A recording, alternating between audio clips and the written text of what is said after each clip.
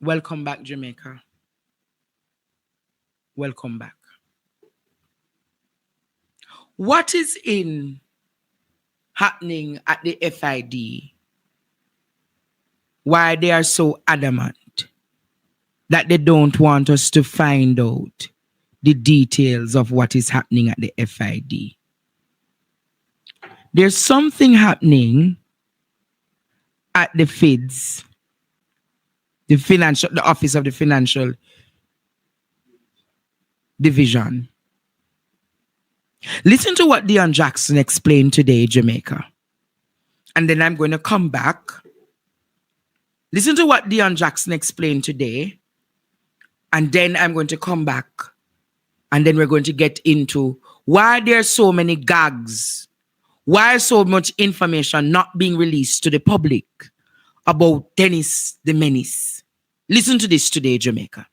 Check out the first video I did on the problem with the appointment of Chartered Accountant Dennis Chung as Chief Technical Director of the Financial Investigations Division.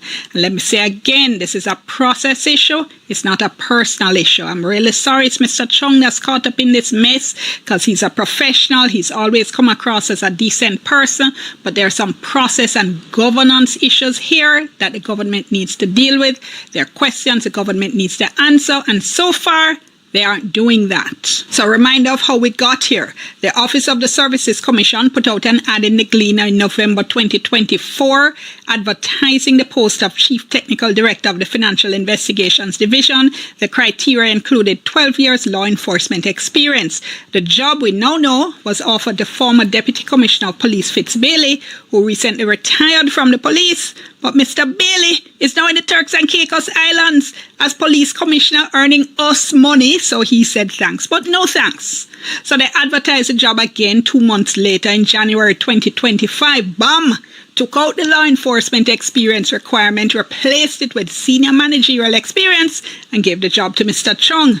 And the question was, is somebody with his particular qualifications the best person to head a critical elite agency that deals with financial crime? The appointment also raised some eyebrows because of comments Mr. Chung had made. He was raising concerns about an Integrity Commission report, raising concerns about Prime Minister Andrew Holness's statutory declarations. And that report is now with the Financial Investigations Division, the very division Mr. Chung is heading, and they're supposed to decide what, if anything, to do with it. And I explained in my first video what the issues are with that. So let's break down what's happened since. Now, the Gleaner told us that the Office of Services Commission refused most of the Access to Information Act requests they made. They were asking for documents to do with the appointment. Now, they did get a master score sheet for all the applicants. We're told the top candidate, which I guess we assume is Fitz Bailey, scored 87.6%. The other candidates scored 74.5%, 72.4%, and 59.5%. Now, what that tells us is that the second place candidate with 74.5% wasn't considered good enough to get the job. The thing is, though, without something like a rubric, so we know how they were scoring, this doesn't tell us a whole lot. Was there some kind of cutoff point, like 75% or 80% below which they wouldn't hire anybody? If it's 75%, then couldn't they just push up the 74.5% to 75? I'm just saying there's a lot we don't know here. Now, the Gleaner said that the Solicitor General confirmed that other official documents were identified in relation to what the Gleaner wanted to know, but said those documents were exempt from disclosure under the Access to Information Act law and will therefore not be disclosed. And the Gleaner was told the documents wouldn't be disclosed because it would constitute a breach of confidence, and also it would involve unreasonable disclosure of information relating to somebody. Now have a look at what the Gleaner was asking for and what was denied, and let's talk about that bit by bit. The Gleaner emailed questions to the Office of the Services Commissions on May 29. They wanted to know the reasons why the requirement for law enforcement experience was removed from the second ad. That was denied. Now tell me something. Why the public can't know why you changed the requirements for the job, especially an important job like this? The Gleaner asked who gave the instruction for that requirement, for the law enforcement requirement to be removed from the second ad. That was denied. And again, I'm going to ask why we can't know that. So the Gleaner asked as well, how many candidates were shortlisted after the first ad? That was denied. Now we're really getting ridiculous with the denials, right? Why we can't know that? The Gleaner asked, kindly disclose why none of the shortlisted candidates were selected. That was denied. I'm just going to say here, LOL. Kindly disclose how many candidates were shortlisted after the second ad. That was denied. LOL again. Look, the man, those questions are not unreasonable questions. The Gleaner has a right to the answers, and so does the public. Now, look, them not have to tell with people personal information. As the Gleaner said, they can say we shortlisted 5 applicants after the second ad. That's an answer to the question. They don't have to tell us the personal information of the 5 people.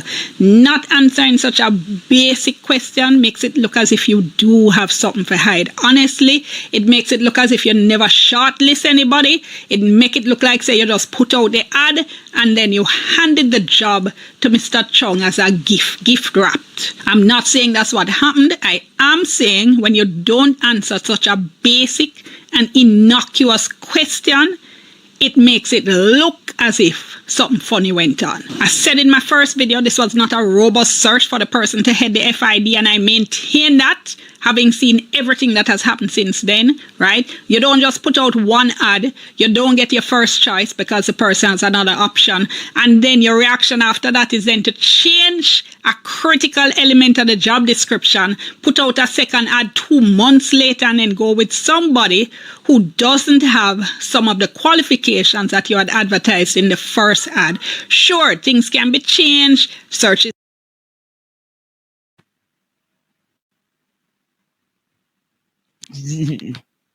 Jamaica, this is how the Office of the Services Commission is operating in the country. Mom is the word Courtney. Mom is the word Jamaica. Mom is the word because the Emperor of Jamaica tell them if they open up their mouth, they will be fired. Yes. Mom is the word. See it here, Jamaica.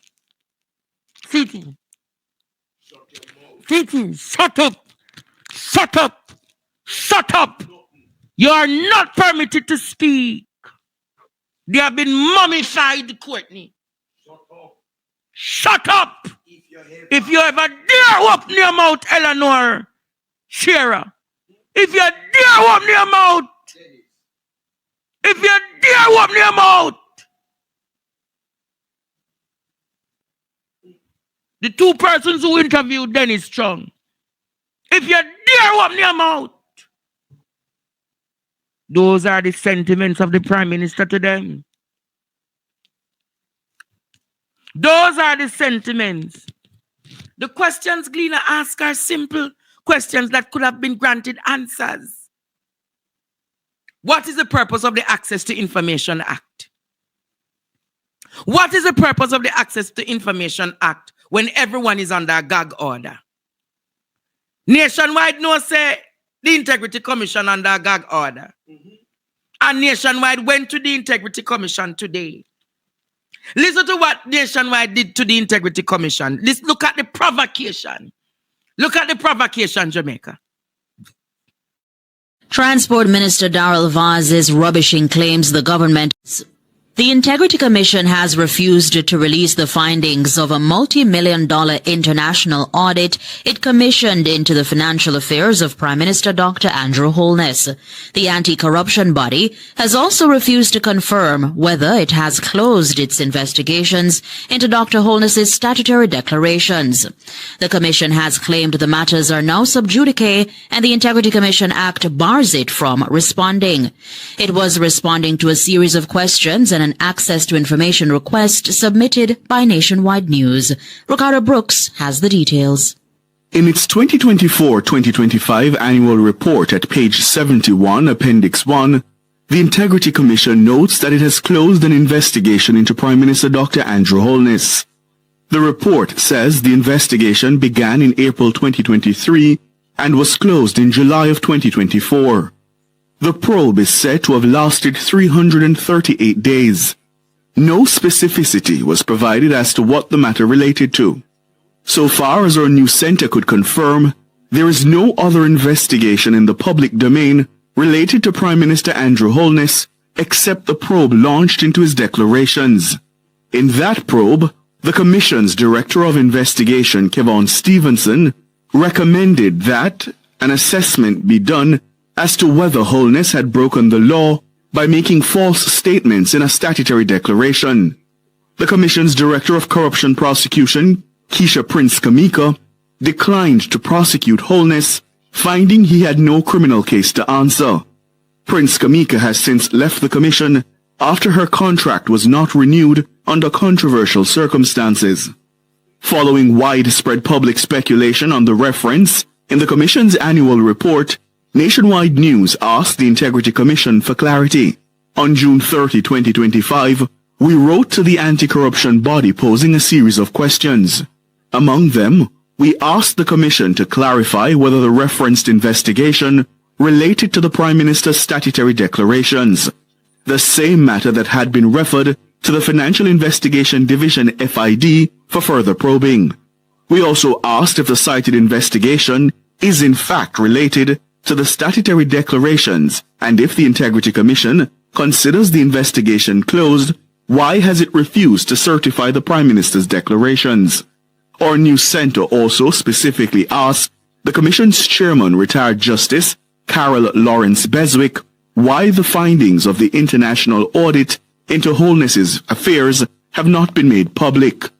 We asked Justice Lawrence Beswick whether she believed the people of Jamaica have a right to know the audit's findings ahead of a general election. We further asked the Commission's Chairman whether she would commit to making the findings public. We also asked the Chairman how Jamaicans should view the work of the Commission, considering the billions in funding it receives, a closed investigation, and no certification of the Prime Minister's declarations. Our news center also submitted 2 requests under the Access to Information Act. Firstly, we requested all documents and reports submitted and prepared by all auditors engaged by the Commission to review the finances of Dr. Andrew Holness. We also requested all documents or minutes related to meetings of the Commission's Information and Complaints Committee for the period 2021 to 2024, at which the statutory declarations of Prime Minister Andrew Holness and Opposition Leader Mark Golding were discussed and decisions taken on certification or non-certification. On July 10, 2025, the Commission responded.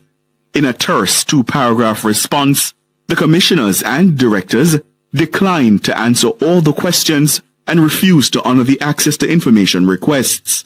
According to the Commission, the investigation into Dr. Andrew Holness is before the courts, and therefore, the Commission cannot discuss the matter.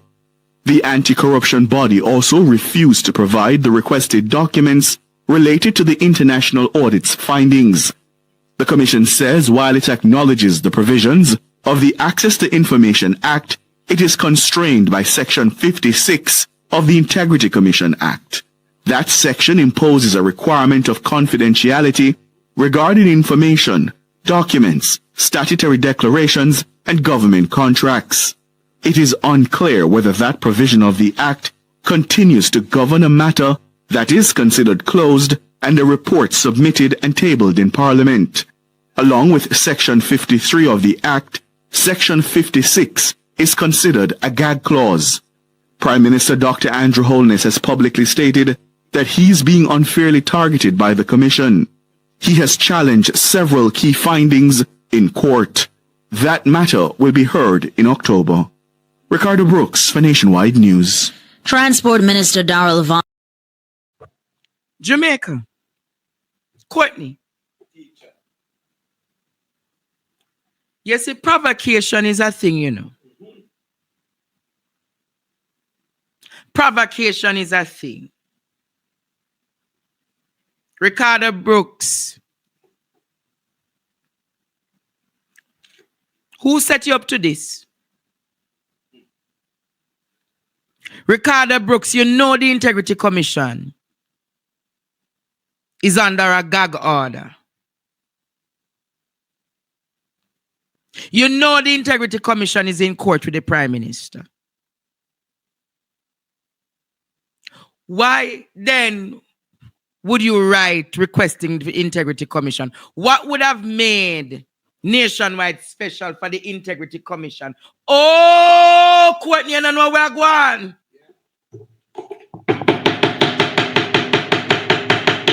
Courtney, I don't smell where I'm going.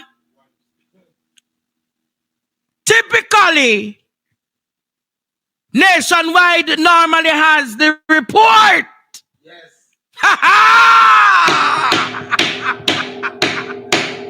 You don't see what is happening, Jamaica. Ball out.